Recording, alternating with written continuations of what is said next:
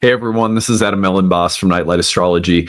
It is a huge week astrologically. We are coming off from a solar eclipse over the weekend, and the sun is immediately moving through an opposition to Neptune, trines to Pluto and Uranus. And oh, by the way, Mars is entering the sign of Scorpio and making a square to Pluto this week.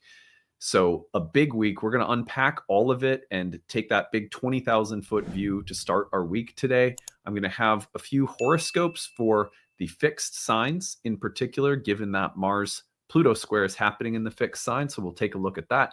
I'll tell you what's on my altar this week, and we will break down the entire sequence again from kind of a big picture standpoint. I'll give you things to watch for and all of that good stuff. And then as the week goes on, we'll take a closer look at each of these aspects. Tomorrow, we'll spend more time with the sun. Wednesday, we'll move into the Pluto dynamic. It's all happening in the early part of the week as well. So we're going to try to pack it in here in the first couple of days. Anyway, that is our agenda for today. Before we get into it, remember to like and subscribe. Turn the notification bell on so you get updates. That really helps people know when we've got a new episode or when something new is happening on the channel.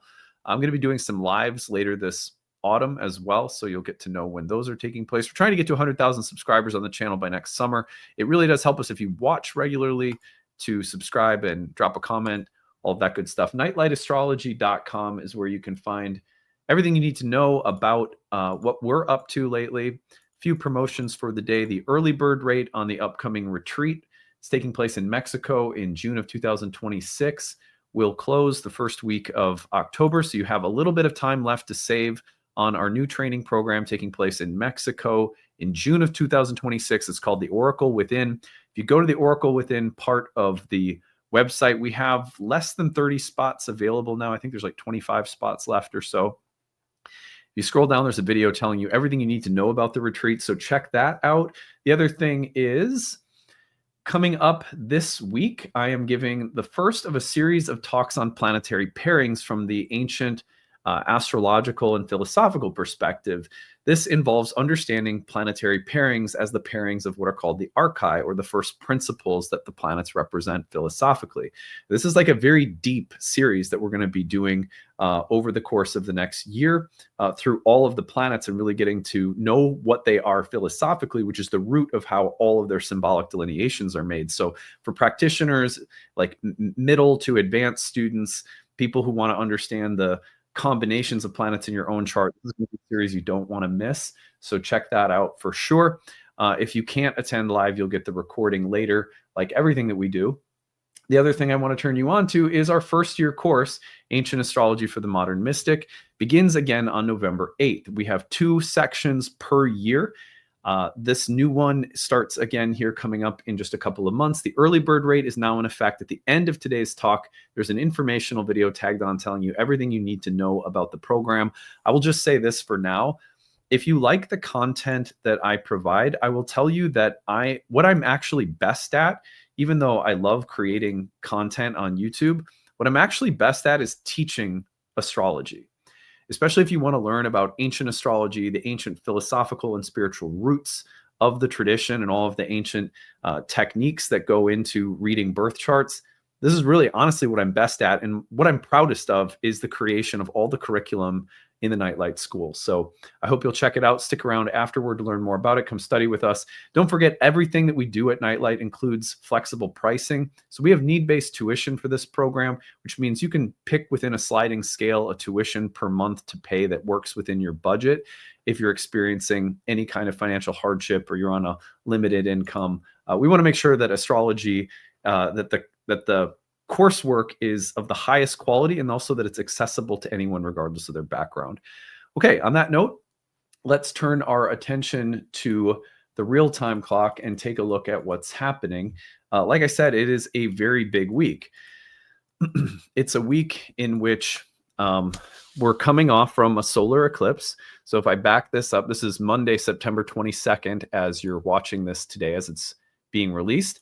If I back this up just yesterday, you can see on the screen here that we had on Sunday, September 21st, we had that solar eclipse. Oh, the big arrow's out, the big circle.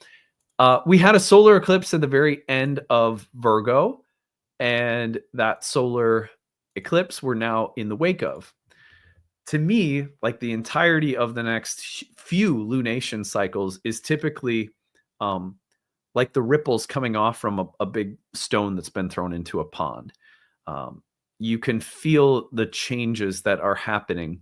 It's like, high tides or whatever. The waves come in sets, different images that all come to my mind with water, I guess. But eclipses are like big wave patterns that come through in our psyches, and they mirror the ebb and flow of those cycles of light and dark that are happening in the cosmos. The eclipses do. And so when we're coming right off from one, whatever's happening in that week following an eclipse is often of much greater significance because it's carrying the impact of the changes symbolized by the eclipse. So on that note, what I want to show you first is just the overview of what's happening this week. There are really 3 things happening in a row today, tomorrow, and Wednesday, the 22nd through the 24th of September.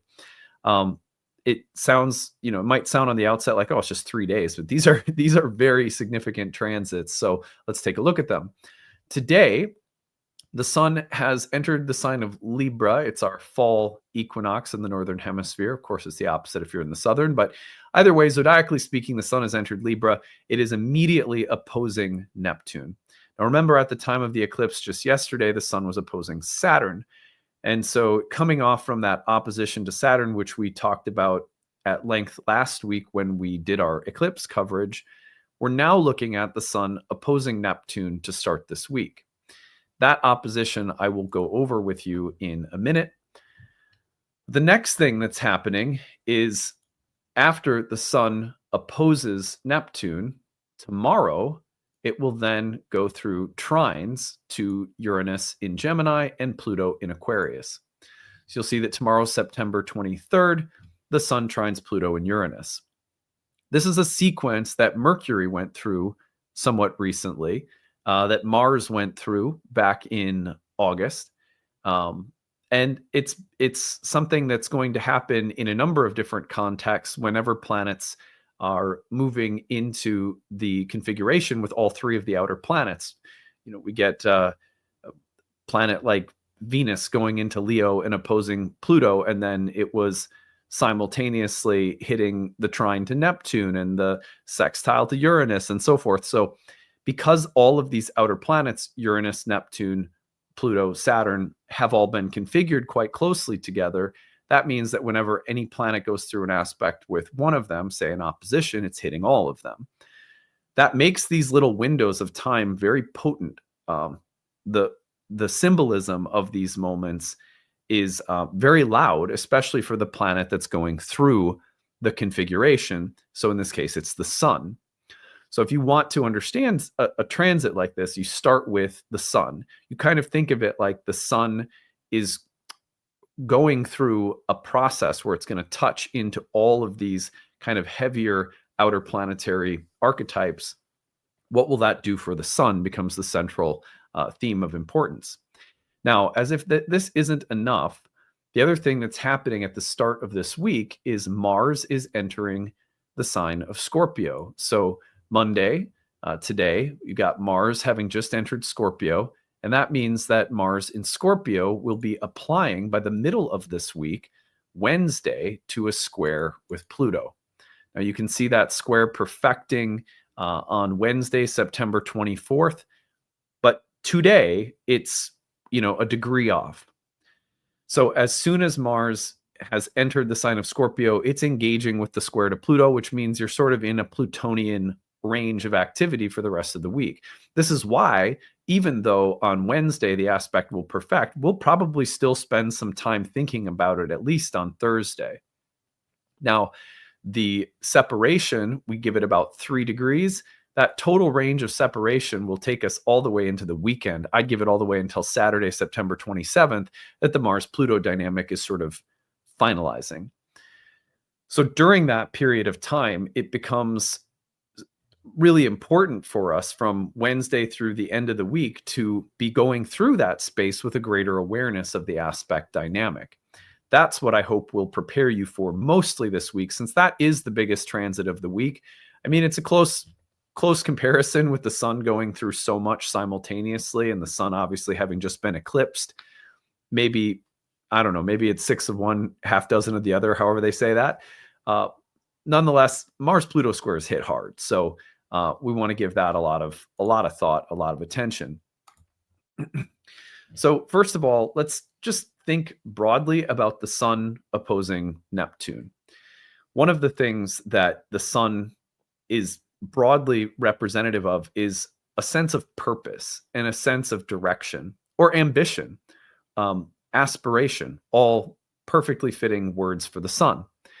The Sun can also represent things like fathers or leaders or central figures of authority, all, again, really fitting for the Sun.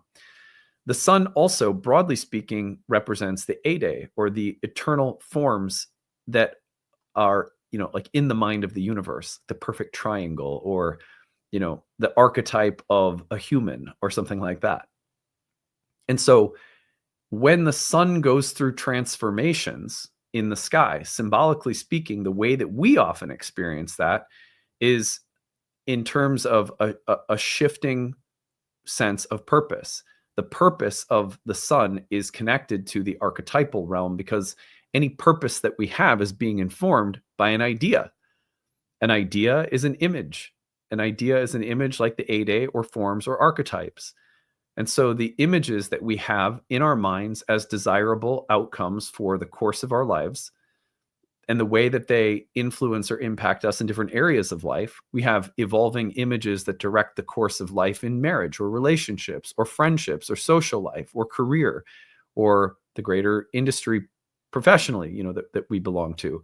We have direction, purpose, ambition, and a landscape of desires and intentions in all different areas of life, constantly shifting, constantly moving us along.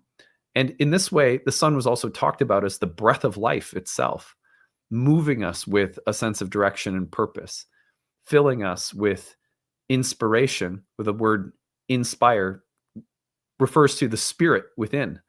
And the Sun was literally called spirit. And so the first thing that I encourage everyone to think about, and we'll be exploring this in more detail tomorrow, but just for an overview today, is to think about the opening of this week coming off from a solar eclipse that can greatly change or shift life's sense of purpose or direction, specifically in that whole sign house of Virgo, where the eclipse took place yesterday.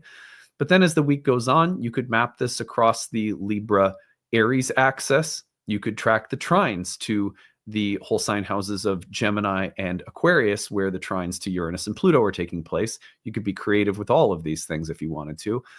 But if all of that feels too complicated, then you can rest back and say, my sense of purpose or direction, ambition, desire, intentionality is changing or shifting in some way.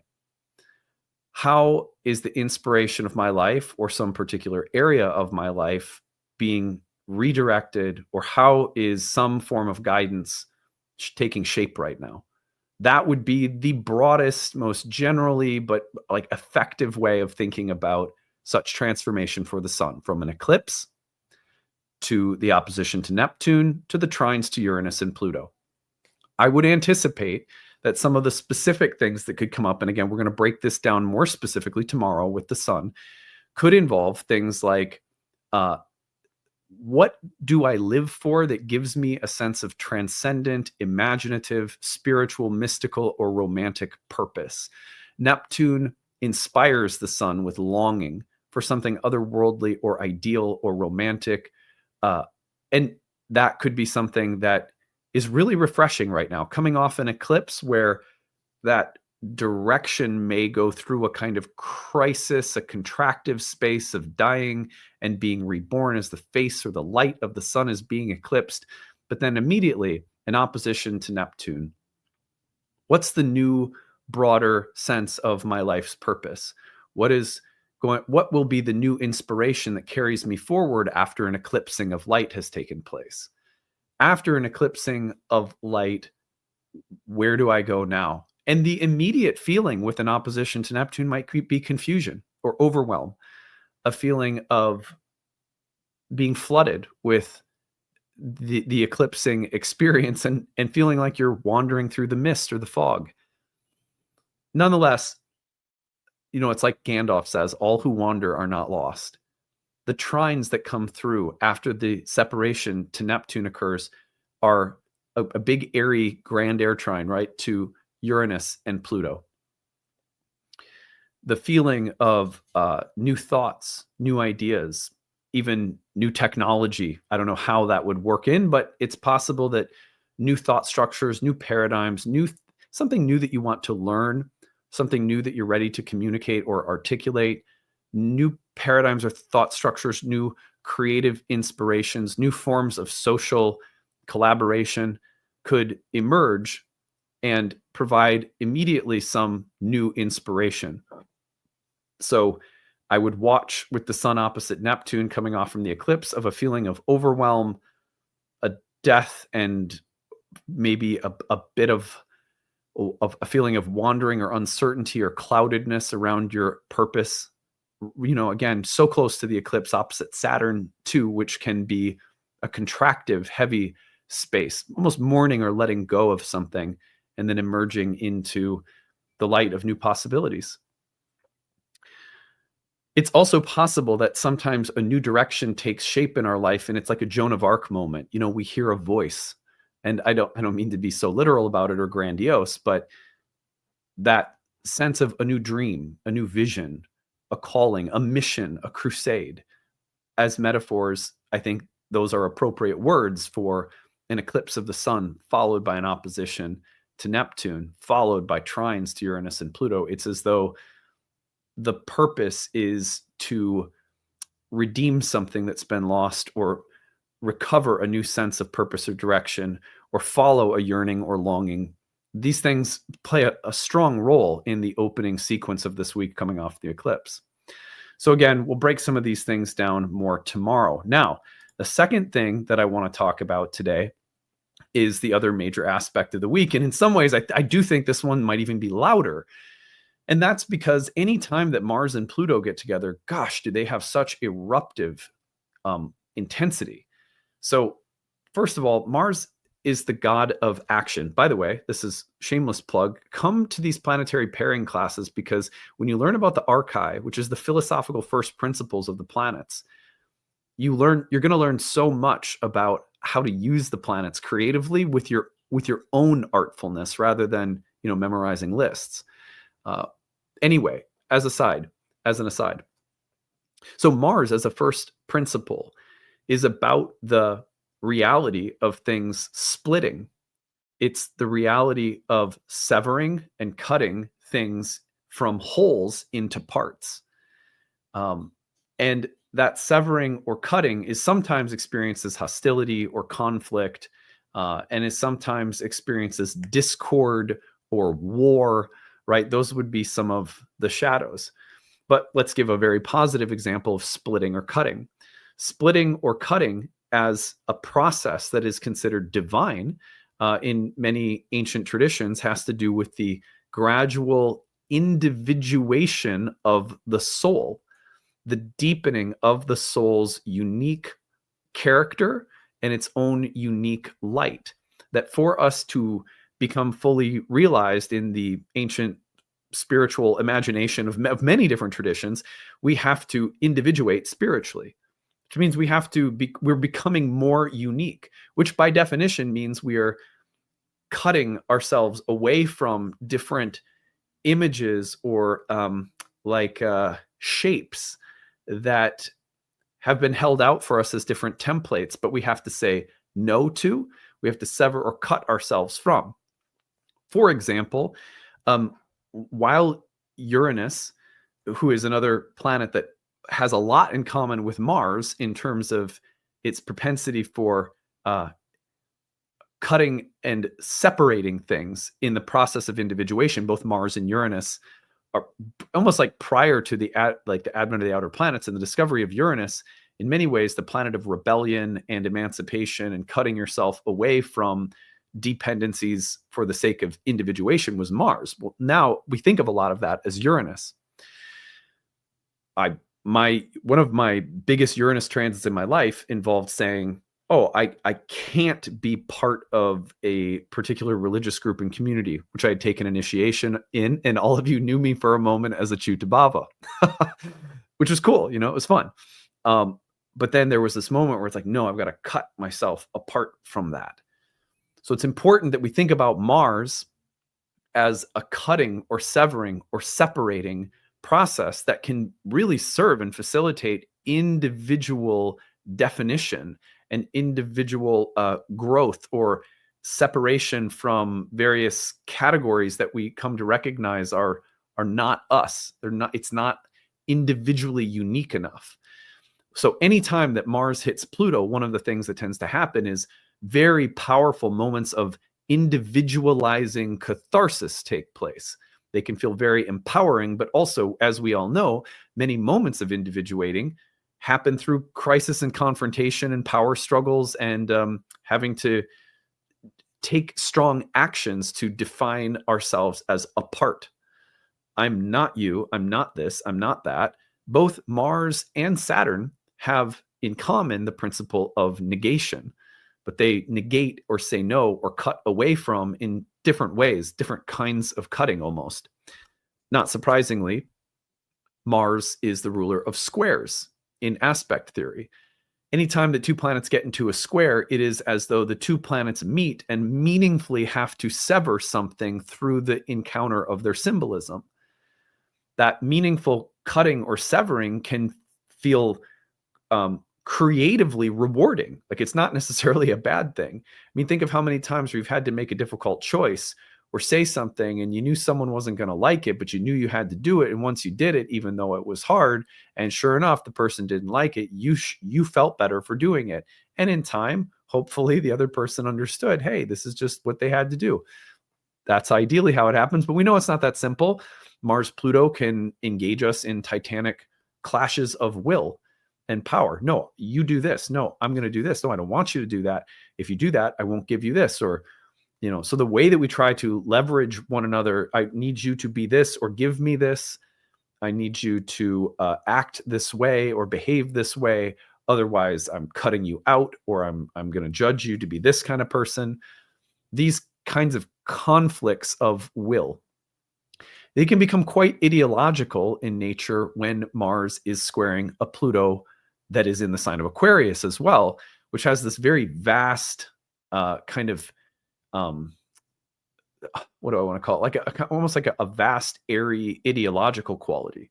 There's all of the air signs can be very mental, but Aquarius in particular tends to bring up issues that have to do with collectivity, like groups of people or cultures, institutions, and things that are large and collective and are like containers for identity categories that bring us together in much larger ways.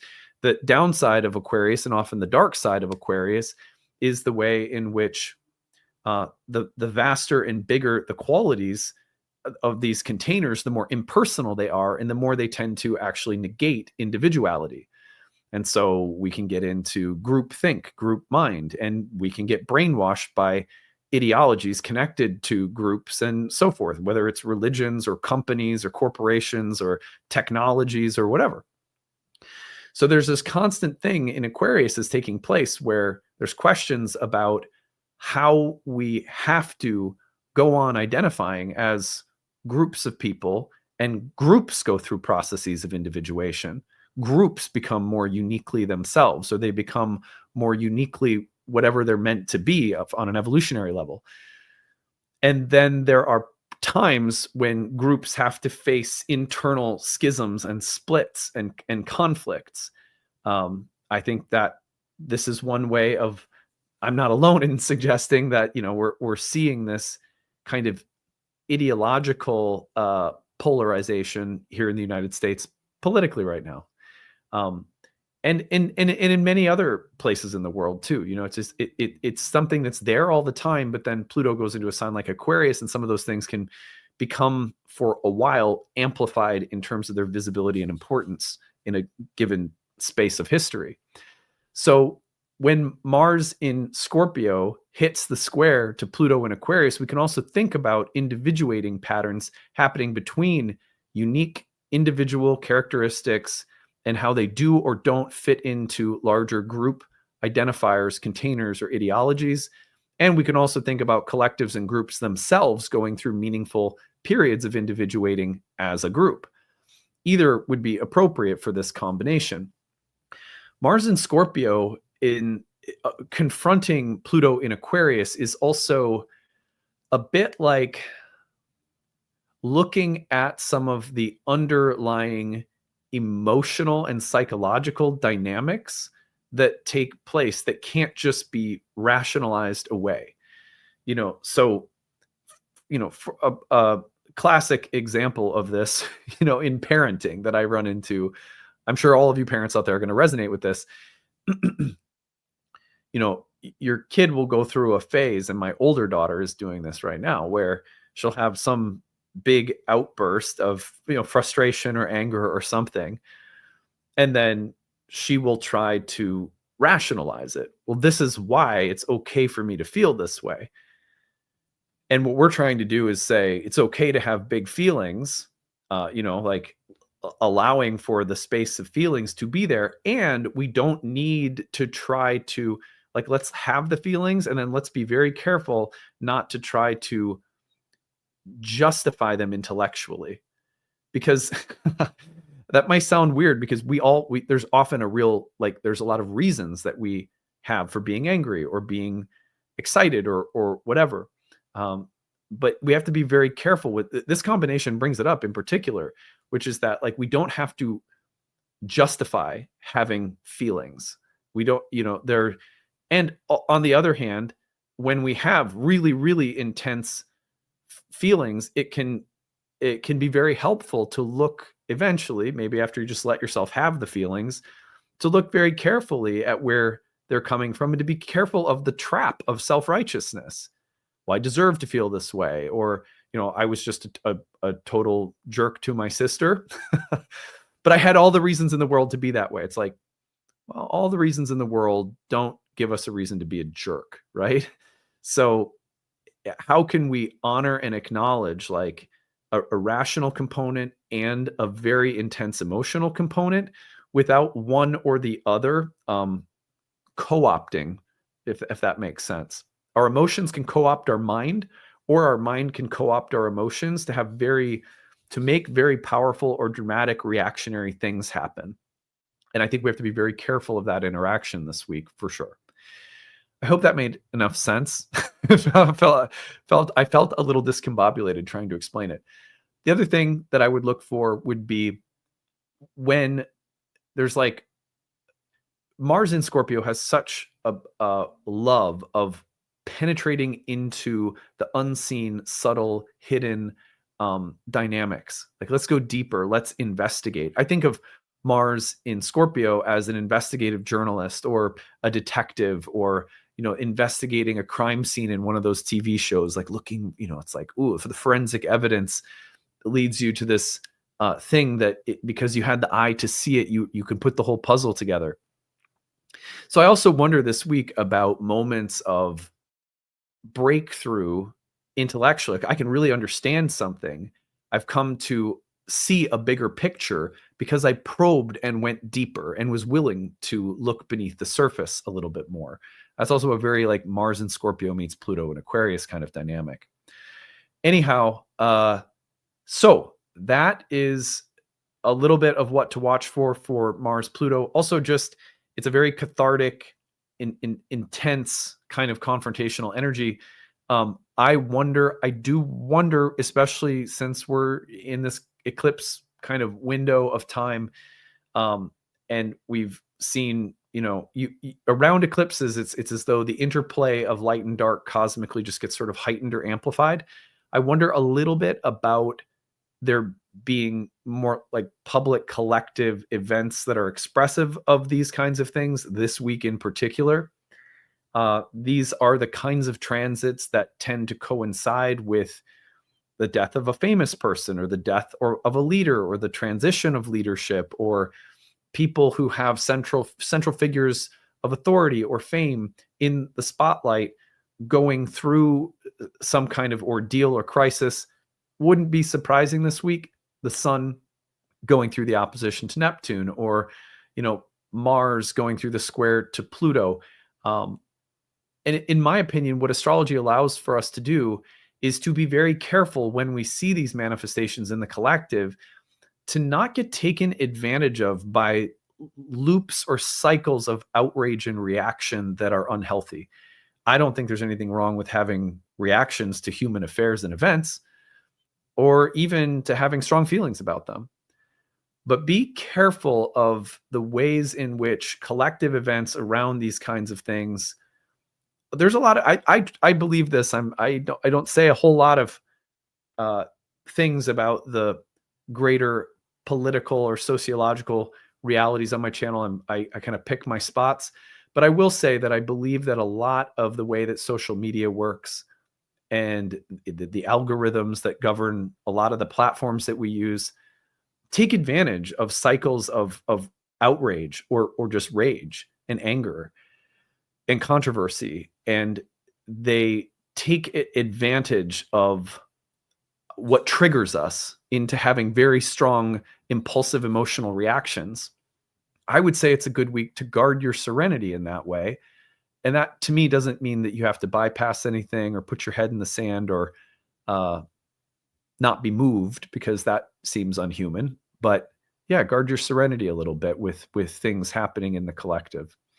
Okay, well, anyway, I have said enough about all of the things. So I'm gonna just give you some brief horoscopes for the fixed signs. Let me show you.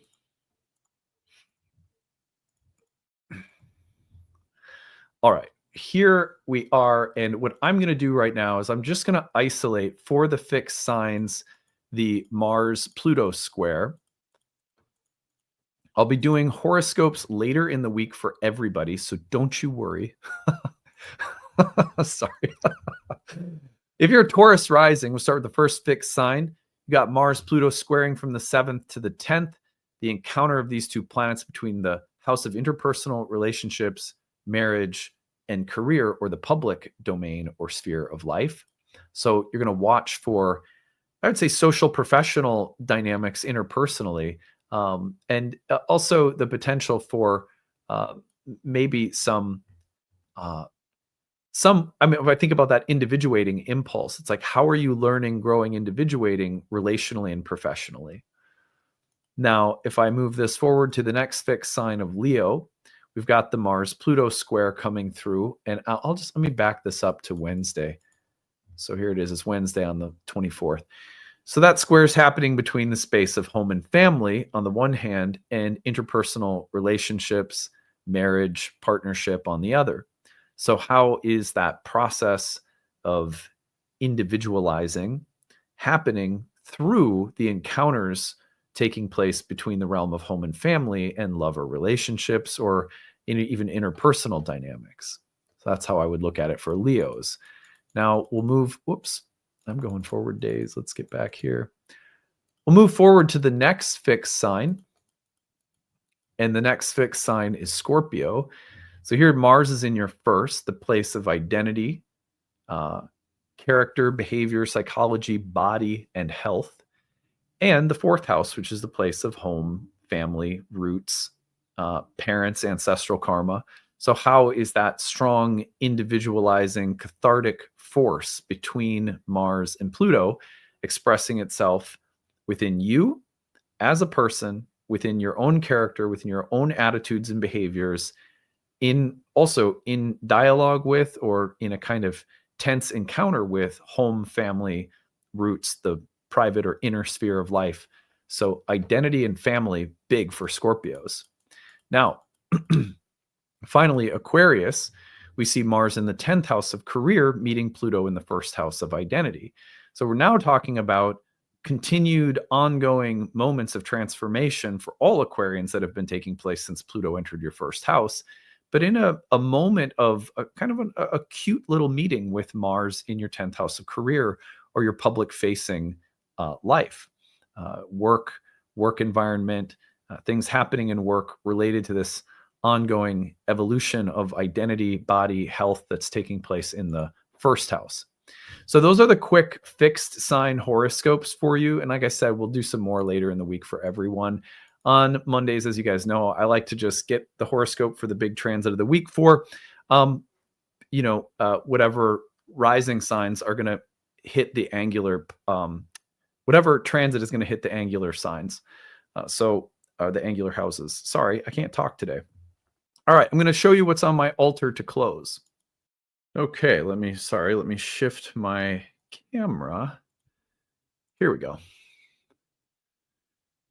Okay, so on my altar this week, you can see that I have a little goddess statue. This is actually a replica of an ancient goddess statue from I think it's like even like Neolithic times, or I can't remember, but it's very old. And it's one of the original sort of earthen goddess carvings. And I have it there this week because I'm coming off from the solar eclipse in the 5th house of pregnancy and children. I've just been thinking a lot about a number of women in my extended family, cousins, who are pregnant right now. And also very soon, one of our cousins will be having a baby. And although we're not having one, I'm thinking a lot about the last cycle of these eclipses in my 5th house, which coincided with the birth of my daughter. So becoming a parent happened for me, and I've been thinking about a lot of mamas. And also just in general, I'm not going to hesitate to say this. I think that it would be great if there was more of the maternal wisdom present in the leadership of our world, our society. I don't idealize, any one gender or type of person, because I think we're all human, so I don't mean to be overly simplistic, but it to me, like when I honestly think about a lot of women in my life that have made a big difference, that in very like highly intelligent women who also carry a maternal wisdom, a great goddess mother kind of wisdom. I just think I wish there was more of that leading and directing, policy, law, stuff like that. There is some of it. I'm not saying there isn't, but sometimes I pray that there's more. As a Cancer sun, I I often reflect on the fact that some of the wisdom that's made the biggest impact on my own life. I mean, certainly there's like a masculine vein of insight and wisdom that I feel very strongly in myself, that I've allowed to flourish actually in the last 4 or 5 years of really like allowing myself to get into bodybuilding and things like that. But as a Cancer sun, born on the same day as my grandmother, who had a real Cancerian kind of wisdom. And I, as much as I love my grandfather, I sometimes saw her wisdom, her dimmer switch was always down, and his tended to be up. He was a Leo. She was a Cancer. And sometimes I think it needs to be the opposite, is what I'm trying to say. And some of the best wisdom that I feel I have in me feels very feminine. It feels very Cancerian.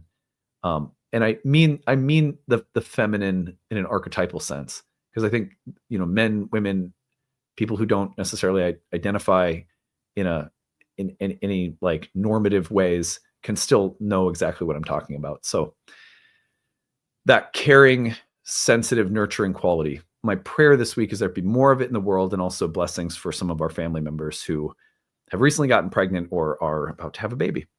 And another client of mine who's a close friend over many, many years, a close spiritual type of friend whose wife is about to have a baby. So I've just been on my mind lately.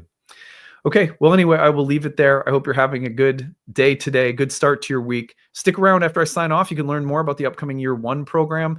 You will absolutely love studying at Nightlight. I have put all of my heart and soul into these programs. And if you like this content, I guarantee you will like the classes even more. So hope to see you there. All right, bye. Hey everyone, thanks for sticking around. I'm excited to tell you about our upcoming program, Ancient Astrology for the Modern Mystic. This is our first year course in Hellenistic astrology, and it begins again this November. In this video, I'm going to tell you about the course, the format of the course, and how to register. So let's go ahead and get into it. What is this course about? Well, if you are not familiar, ancient Hellenistic astrology is the earliest and original form of horoscopic astrology. All of the subsequent forms and schools of astrology that have existed over thousands of years come from these philosophical and theoretical roots. And so, what you're doing when you study Hellenistic astrology is you're going back to understand the why behind absolutely everything. Why were there ever such a thing as houses and signs in the first place? How were the planets ever assigned to rule various portions of the zodiac in the first place? How do you use the categories of essential dignity, and why were they ever created in the first place? If you're someone like me, you like to know the why behind things, because once you understand the why, then you know how to use things more intuitively. So really the point of Hellenistic astrology, in my opinion, is not so much about going back and becoming a traditional astrologer or just being traditional for the sake of being traditional, as much as it is about grasping the roots of the entire system and paradigm. When you understand those roots, you have more intuition and understanding, which allow for you to be much more artful and fluid in the way that you speak the language of astrology. We call this class Ancient Astrology for the Modern Mystic because while it is about going back to understand the philosophical, theoretical, technical roots of the tradition, it's also about fluidly bridging those things with modern astrology and all of its most unique contributions. For example, modern astrology has given us so much psychological depth and personal depth. And so in a modern astrological setting, you're going to get the ability to explore your own character, your own psychology, and you're going to be able to utilize astrology for a process of healing and personal transformation. But when you pair that with ancient astrology, and it's almost like predictive karmic analytics, you really have a full toolkit to work with. And so that's also a great mission of ours at Nightlight, is to bridge ancient and modern forms, which is why we call the program Ancient Astrology for the Modern Mystic. So that's just a little kind of overview of the program. If you want to know more about the specifics of the curriculum and of the syllabus, what I encourage you to do is go over to nightlightastrology.com, click on the courses page, go to the first year course, scroll down, and you'll see this over 12 months you'll learn about. And here you're going to see more of a detailed breakdown of the curriculum itself. I can promise you that if you've studied astrology in modern context, but you've never gone back to the ancient roots, while some of these topics may look familiar to you and you go, oh, I've already learned about that. Unless you've studied them from the Hellenistic perspective, I guarantee that you are not going to be familiar with this content. Hellenistic astrology is mind-blowingly new and interesting for most people. And if you've never studied it, again, don't assume that anything on this list is something you're going to be familiar with. In that way, the program is really ideal for a variety of different people, and I'll say more about that in a second. So what is the format of the course? Let's go to that next. Scroll down and you're going to see that the course includes 30 online webinars that I lead throughout the year. Over the course of a year together, I have 30 classes that are broken into different units of material. In between those classes, we have breakout study sessions with your course director and 2 TAs. They're going to lead you through Q&A sessions and tutoring sessions to make sure that you have a lot of support in between major units of study. In addition, we also have an interactive group forum discussion where you can ask questions year-round and get an answer within a business day in the student forum, where a lot of people also connect and build community. Lots of people in that forum also develop like little meetup groups outside of class. That's very common in all of our programs. It's a very community-loving, warm space where anyone's also welcome. Throughout the course, you're also going to find that for every lesson, if you're just there as a hobby student, you can just listen to the webinars. They're all recorded for you. So if you can't make the live webinars, everything is housed on the website as recordings. I'd say about 40 or 50% of our students are going to be following along at their own pace, whereas the other half might be attending the live webinars. But it's really kind of, if you can attend a few and then one week you got to be gone, the recordings are always there. You have lifetime access to everything in the course, so it's not a big deal. For every lesson as well, if you're someone who wants to go really, really deep, maybe you have the intention to practice professionally, this course is set up with an optional certification exam at the end from our school, from our program. So you can, if you want to build that resume and develop the credentials from our programs, you can do that, but it's optional, so you don't have to. And outside of every lesson, we have recommended reading. We have supplemental bonus content. all of which is optional, but it's there for people who might want a lot more, whereas some people will take the webinars themselves and that'll be plenty. So it's really flexible in that way. Also, this is one program within 4 years of curriculum that are meant to go together. And so most people who come through our first year program will end up taking our second year program, where we develop forecasting and prediction and transit tracking techniques. Our third year program, which is aimed at counseling and psychology. So psychological counseling skills is our third year program. And then the Oracle Within, which is our exploration of the philosophical, spiritual roots of the divinatory oracular tradition of astrology. So there's a lot of material there. We also have another 1-year program in horary astrology for some people who want to add that predictive tool to their toolkit. So there's just a lot of material at Nightlight that this class is actually just one part of, which can be taken standalone, or for some people, they get into it, they're going to love it. You're going to hang out with us for 3 or 4 years worth of content. This program is ideal for a number of different types of students of astrology. I'll say that for starters. So let's see here. I'll stop sharing this. So we have there's a profile of the typical students who come through our courses. One is going to be people who just want a very guided introduction to ancient astrology because you've never had it before. Maybe you're only familiar with modern, and you want that guided, structured approach to learning traditional for the first time. Also, people who are brand new to astrology in general, there's no better place to start than at the roots of the ancient foundations. So whether you're a total beginner or just a beginner to Hellenistic, this is a great place to start. If you are someone who's been around astrology for a long time, but you've never had a guided, structured approach to Hellenistic astrology, again, this is a great place to start. I promise you, Hellenistic is very different than what you're familiar with, and you're going to need a guided and structured approach at some point in time. I also think for people who are looking for a lineage, which means not just a bunch of information, but a practitioner-specific based approach where you get to see a practitioner work with clients. You get to hear how a practitioner has prioritized different techniques and why.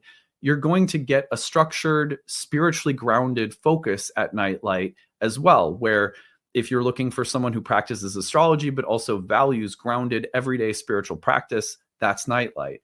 If you want a community that's been in the industry for a long time now, this is our 16th year of teaching programs and guiding students through trainings.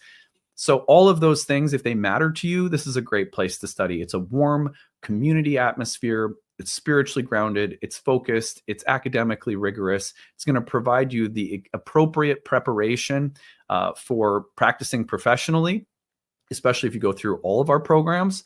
But also for those who are just curious and love astrology for your own personal interests, this is going to be a great place for you to learn and grow and thrive and feel like you have a lot of support around you in the curriculum, the teachers, the community, as you're developing, what might just be a personal interest or spiritual hobby. So that is who it's ideal for. Finally, how you register. You go over to the website. I'm going to take you back there. And it's at the bottom of the first year page. You're going to find that the early bird rate is in effect until October 24th. You can save significantly off the cost of the course when you use the early bird rate, where you can pay in full, or use an early bird installment rate plan. Both are going to save you off significantly off the cost of the course. But also at Nightlight, it has always been our mission to make sure that astrological education is accessible for everyone.